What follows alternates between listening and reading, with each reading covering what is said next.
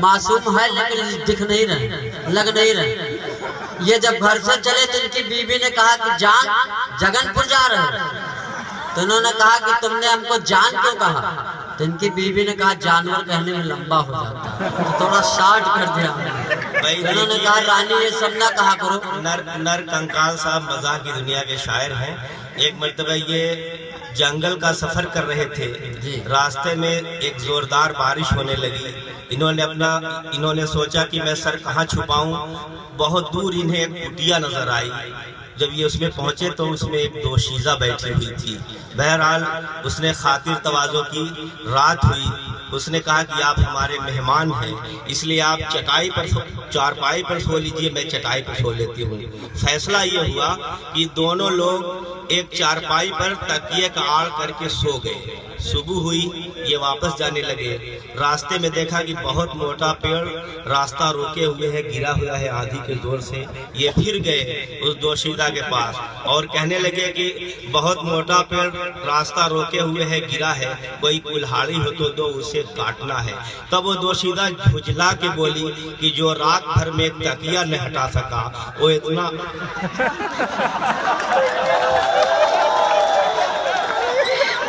नर कंकाल साहब आपसे खातिर। समाचार समाप्त हुए। ऐसा नहीं, ये मासूम भाई एक जगह शेर पढ़ रहे थे कि ये दौलत भी ले लो, दौलत माने प्रॉपर्टी, ये शोहरत भी ले लो, शोहरत माने प्रसिद्धि। एक श्रोता खड़ा हुआ, उसने कहा गजल पढ़ रहे हो, मदरसा चला रहे हो। ये दौलत भी ले लो, ये शोहरत भी ले लो। एक श्रोता उठ गया, उसने कहा इनकी औरत भी ले लो। तो जब सब कुछ दे ही रहे तो ये सब चल रहा है, ये सब चलता रहेगा।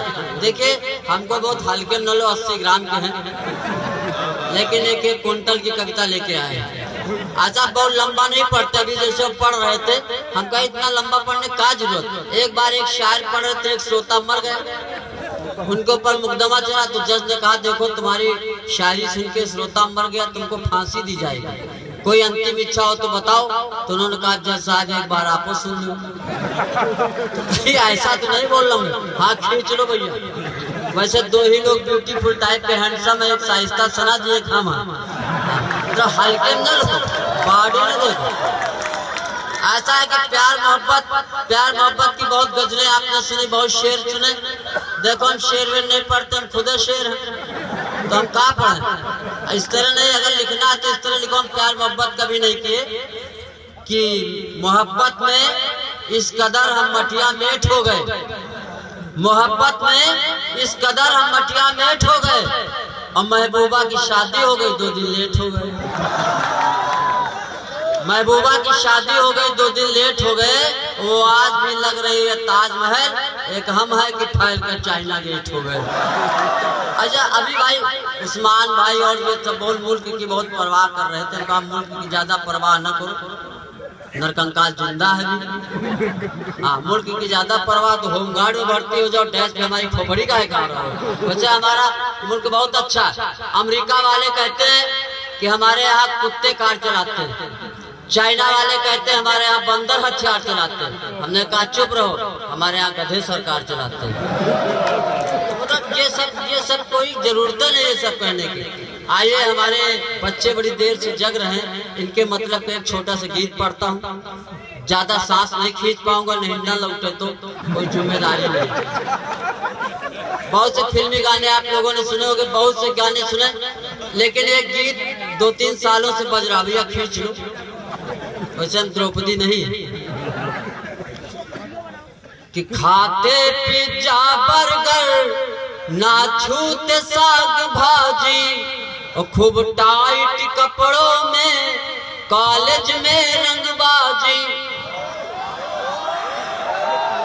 मेरा लड़का पता नहीं हुटिंग कर रहा हो शूटिंग कर रहा हो। मेरा लड़का मैं पढ़ा रहा था तो मेरे मुंह से निकला गधे हो क्या?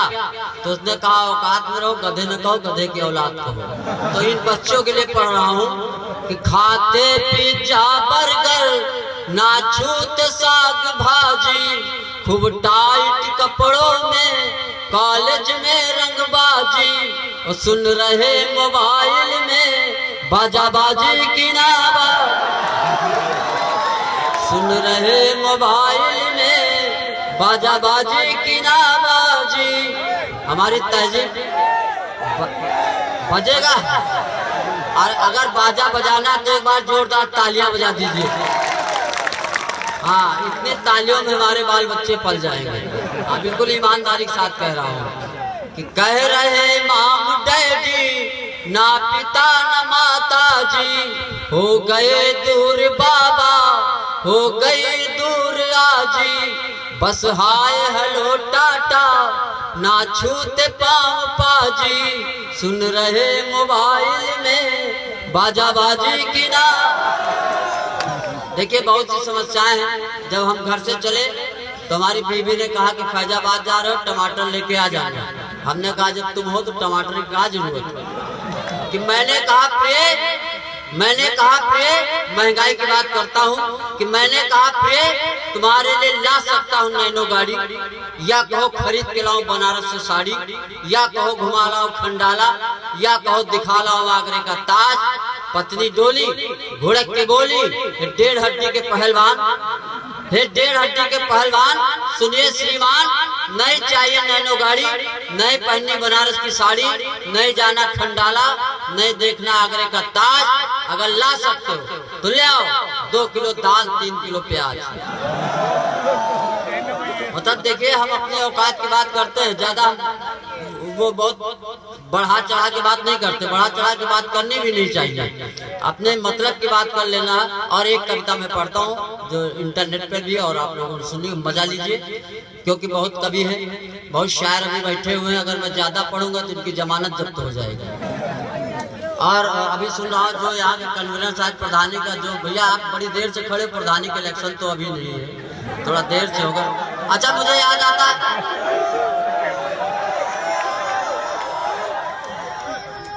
मेरी बात तो सुन लो। एक बार एक प्रधान के पेट का ऑपरेशन हुआ तो ईटा निकल आया। घर वाले परेशान हुए। घर वालों ने कहा हुजूर, डॉक्टर साहब से बोले कि इनके पेट में ईटा निकल आया। डॉक्टर ने कहा बहुत जल्दी कर गए, अगर और देर कर दे तो पूरा खरिंजा निकलता। ये सब चल रहा है, इलेक्शन की बात चली। कई लोग आए हमारे पास भी, एक ने हमसे पूछा कंकाल, वोट और जूतों में क्या फर्क है। हमने कहा वोट पड़ते तो गिने जाते हैं, अगर समझ में आ रहा थोड़ा हल्के न लो, थोड़ा बहुत बारीक बात है। ये सब चलता रहता। और चलिए, मैं एक चलते चलते एक कविता और पढ़ता हूँ कि पति परमेश्वर है जिसकी खातिर वेद वाक्य बेकार, 5-5 बच्चों की अम्मा प्रेमी संग फरार। बेचारा पति ढूंढे कहाँ कहाँ कैसी कैसी, अंत में कहे जाओ तोरी ऐसी। कि झेल सके ना जब जीवन का कोई भी संत्रास, सबसे सरल उपाय है खाली सल्फास। जीवन पी गए जैसे पेप्सी, यमराज कहने आओ तोरी ऐसी। हार गवा लड़का से कई के महबूब होते विनती, 4 साल से जाओ मदर से याद न सो तक गिनती। छालो घाट चराओ भैंसी तोरी ऐसी। ओट लिए की बेरिया देखो बातें ऐसी ऐसी। देखिए, यहाँ पे कोई नेता नहीं है, बहुत अच्छा हमारे लिए। वैसे मैं बता दूं, नेता और जूता और कुत्ता ये पहले चरण चाटते हैं बाद में काटते हैं। ये बहुत अच्छी बात की है, लोगों ने नहीं बुलाया। वोट ले की बेरिया देखो। देखिए, मैं नेता किसी को नहीं मानता। इस देश में अगर एक कोई नेता रहा है तो नेताजी सुभाष चंद्र बोस, उन्हीं को मैं नेताजी कहता हूँ। हालांकि वो सपने में आ जाते हैं और हमसे कहते कंकाल तुम खून दो। हमने कहा ऐसा है 250 ग्राम बचा, अगर आपको दे देंगे तो हमारे भी बाल बच्चे तरस खाओ, और फिर भी आपके ग्रुप का खून मिलने वाला नहीं। अच्छा, बड़ी देर से लोग मोदी मोदी चिल्ला रहे थे, उनका मोदी कुछ ना कहो। देखो, ऐसा मोदी कहते न खाएंगे न खाने देंगे, उधर कह रहे घर घर शौचालय बनवाओ। तो बताओ, जब खाओगे नहीं तो शौचालय का जरूरत है? ये सब करने कोई जरूरत नहीं है। हाँ, उनके लिए 4-6 पंक्तियां पढ़ता हूँ कि सुधारों के मुखिया अच्छे दिन लाने वाले। मोदी कहते थे कि अच्छे दिन लाएंगे, अब अच्छे दिन लाएंगे वो कहते थे। उधर दिग्विजय सिंह कह रहे हैं अच्छी रातें चल रही उनकी। हाँ, तो ये सब अलग अलग तजुर्बा है। बाबा रामदेव भी कहते थे कि काला धन वापस लाएंगे। हमने एक दिन पूछ लिया, हमने कहा आप काहे नहीं कहते हो काला धन वापस लाएंगे? कहीं जब कह रहा था तो एक आंख भी चला रहा था, ध्यान तुमने नहीं दिया। तो ये सब चलता, थोड़ा बारीक पॉइंट की बात है। केस सुधारों के मुखिया अच्छे दिन लाने वाले, आप फ्रांस, जर्मनी, कनाडा में विचर रहे हैं, यहाँ देश के किसान आत्महत्या कर रहे हैं। यहाँ देश के किसान आत्महत्या कर रहे हैं। मैं पूछता हूँ ये काला धन कब वापस लाओगे मोदी? ये 56 इंच की सीना कब तक फुलाओगे? ये 56 इंच की सीना कब तक फुलाओगे? और आइए चलते चलते मैं अंतिम 2 पंक्तियां कहता हूँ, क्योंकि ज्यादा पढ़ने की आदत नहीं और बहुत देर से मुझे सलाम भाई ने उठाया। हालांकि सलाम जाफरी साहब को देखता हूँ तो क्रिकेट का एक शब्द आता है, नो बॉल। अगर समझ में आ रहा हो तो समझ। हम लोग अक्सर कहते हैं कि जीवन में 2 स्त्रियां सर पे हाथ फेरती, एक माँ फेरती तो बाल उगते। अगर बीबी फेर देती तो ऐसे ही हो जाता। एक बार इनके भी सम्मान में तालियां झोंक दो। कि ओट ले की बेरिया देखो, बातें ऐसी ऐसी, मानो इनसे बड़ा न कोई जगमा मोर हितैषी। और चाहे कंकाल हो कन्हौजिया, चाहे हो कुरैशी, थर फटकारो तो जी ऐसी ऐसी। धन्यवाद, बहुत देर से सुना आप लोगों ने। फिर भैया मैं जा नहीं रहा था, मैं मार्केट वैल्यू देख रहा था कि फैजाबाद में मार्केट वैल्यू ऐसे। एक बार जोरदार तालियां आगे से पीछे तक बजा दीजिए। तो मैं बहुत हल्के न लो, बॉडी न देखो, भावनाओं को समझो। अभी वो बता रहे थे हमारे विषय में, अब हम किसी का उधार नहीं रखते, इनको भी चाहते हैं निपटा दो। ये भी बहुत आशिक मिजाज के हैं जो निजामत कर रहे हैं। एक बार कार्यक्रम में जा रहे थे, एक महिला के पीछे पड़ गए। महिला ने कहा देखो हमारे पीछे न पड़ो, इस प्लाट की रजिस्ट्री हो चुकी। तो इन्होंने कहा रजिस्ट्री भले हो गई हो लेकिन दाखिल खारिज होना बाकी है भी। तो ऐसे है तो ऐसे लोगों से पाला पड़ जाता। अब तो कहते हमसे पंगा न लो। बहुत अच्छी बात है। एक और हम की घटना बता रहे थे कि पेड़ वेड़ तकिया नहीं उठा पाए, पेड़ वेड़ क्या काट पाएंगे। ऐसा ये फिल्म भी देखने के बड़े शौकीन थे। इनकी बीबी को जब डिलीवरी होने वाली थी तो उन्होंने शोले पिक्चर 20 बार दिखा दिया। अब आप जानते हो जब कोई पिक्चर देखी जाती है तो उसके कुछ अंश रह जाते हैं। तो जब इनकी बीबी को डिलीवरी होने वाली थी, ऑपरेशन थिएटर के अंदर थी, ये बाहर टहल रहे थे, तो अंदर से नर्स आई। इन्होंने पूछा क्या हुआ? नर्स ने कहा लड़का हुआ। तो इन्होंने पूछा क्या कर रहा है? तो नर्स ने कहा डायलॉग मार रहा है।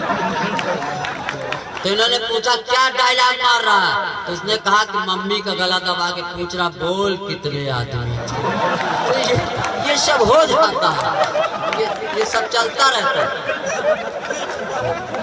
क्या ही न करो, तालियां बजाओ, बहुत हल्के नहीं मिटाओ। भैया माला पहनाओ नहीं, माला चढ़ा दो हमारे ऊपर, जितनी हो सब चढ़ा दो। हम ऐसे मतलब हमने पहले बता दिया नरकंकाल का मतलब यही कि इस डैश पे अकेला मैं ही नर हूँ। अगर लग रहा तो तालियां ठोको, और जितनी देर तक ठोकते रहोगे हम ठोकते रहेंगे। बिल्कुल इस माइक की कसम खा कर। यहाँ की पुलिस चली गई, बहुत अच्छी पुलिस चली गई। हम वहाँ बहराइच में थे एक बार, वहाँ एक जा रहे थे तो थाने के सामने सांड खड़ा था। हमने एक आदमी से पूछा भैया थाने के सामने सांड क्यों खड़ा? तो उसने कहा यहाँ की पुलिस बहुत गऊ। हल्के में वैसे यहाँ तो नहीं है, यहाँ तो ऐसा लग रहा है। मतलब हम ये कह रहे हैं इतने बुरे दिन भी नहीं पुलिस के जो किसी की नहीं सुनती। आज शायरी सुन रही है, चली गई कोई बात नहीं। आइए मैं एक नई कविता पढ़ता हूँ, थोड़ा सा मैसेज भी देने का प्रयास करता हूँ। कई प्रकार की घटनाएं हमारे यहाँ घट रही हैं और भी कई समस्याएं हैं हमारे। ऐसा नहीं कि देश की चिंता हमको नहीं है, देश की चिंता हमको बहुत। अभी वो उस्मान भाई बहुत बता रहे थे, बहुत देश की बात बता रहे किन किन लोगों ने शहादत दिया। ऐसा नहीं, देशभक्ति हमारे भी अंदर। जब भगत सिंह असेंबली में बम फेंकने गए थे तो हम भी गए थे, लेकिन नहीं फटा। हाँ नहीं फटा, लेकिन अंग्रेजों की छाती फट गई, वो देश छोड़ के चले गए। तो ऐसा नहीं। एक कविता मैं पढ़ता हूँ और एक संदेश देने का प्रयास करता हूँ। अरे बहुत देर कर दिया आपने, बहुत ज्यादती की हमारे साथ। इतना तो बीवी भी मुझसे नहीं जलती जितना आज जल गए आप हमसे। जल क्या गए, बिल्कुल खल गए हम। भाई चलिए थोड़ा सा अपने ये हमारे गोश्त और हड्डी से घेरा हुआ ताकत का समुंदर कंकाल साहब, एक मरतबा जोरदार तालियों से इनका इस्तेमाल फरमा। बिल्कुल हल्के में ना लो, हमने पहले बता दिया, बॉडी न देखो, भावनाओं को समझो। हमारे बच्चे हैं कि प्यार का बल्ब जलाए रहिए और बस फ्यूज होने से बचाए रहिए। प्यार का बल्ब जलाए रहिए, बस फ्यूज होने से बचाए रहिए। लाइन एंगेज है तो होने दो, फोन नंबर मिलाए रहिए। और लब की स्पीड ना बढ़ जाए यारो, हम तो लब करते हैं, बाकी लोग लबर लबर करते हैं, करीब क्या सकते हैं कि लब की स्पीड ना बढ़ जाए यारो, पांव ब्रेक पर दबाए रहिए। और आजकल एज घटाने के लिए डाई बालों में लगाए रहिए। एक दिन हम भी डाई लगा के आ गए तो एक पत्रकार ने कहा कंकाल तुम डाई काहे लगाए? हमने कहा ऐसा हम गांधी जी के भक्त हैं और गांधी जी कहा करते थे डू और डाई, तो डू नहीं कर सकते तो तुम डाई तो कर ही सकते, और डाई तब तक करेंगे जब तक डाई ना हो जाए। कि आजकल एज घटाने के लिए डाई बालों में लगाए रहिए, आजकल एज घटाने के लिए डाई बालों में लगाए रहिए। और लब की स्पीड न बढ़ जाए यारों, पांव ब्रेक पर दबाए रहिए। और दिल अगर टूट भी जाए कंकाल तो फेविकोल से चिपकाए रहिए। प्यार का बल्ब जलाए रहिए। आप लोग थोड़ा बहुत तालियां बजाए रहिए। और मैं चलते चलते एक कविता पढ़ता हूँ, क्योंकि मैं हिंदी का कवि हूँ और हिंदी में एक व्यंग पढ़ना चाहता हूँ। हमारे कई भाई समझते होंगे, आजकल हमारे प्रदेश में देश में दुष्कर्म जैसी घटनाएं हो रही हैं, और इन दुष्कर्म जैसी घटनाओं पे एक शायर होने के नाते, एक कवि होने के नाते मेरा फर्ज है कि कुछ ना कुछ संवेदना व्यक्त की जाए। हालांकि दुष्कर्म जैसी घटनाएं हो रही, हमारे सपा मुखिया कहते हैं लड़के लड़कों से गलतियां हो जाती, वही नारायण दत्त तिवारी कहते गलती से लड़के भी हो जाते हैं। तब मैंने लिखा कि धृतराष्ट्र ने कहा संजय आज के क्या समाचार हैं? संजय बोला महाराज कुछ मत पूछिए, बेबस लाचार हैं। धृतराष्ट्र ने कहा डरो नहीं, साफ साफ कहो, जो देख रहे हो वो कहो, भावनाओं में मत बहो। संजय बोला महाराज हस्तिनापुर ही नहीं पूरा देश रो रहा है। आपके दरबार में द्रौपदी चीरहरण हुआ था और आए दिन गैंगरेप हो रहा है। मानवता मरणासन्न है, धर्म की थम रही है सांसें। महाराज मैं आज भी देख रहा हूँ पेड़ पर लटकती हुई लाशें। ये सुनकर गांधारी रोने लगी, आंखों में बंधी पट्टी आंसुओं से भिगोने लगी। बोली काश यदि मैं पहले जान जाती, कदापि अपनी छाती का दूध कौरवों को नहीं पिलाती।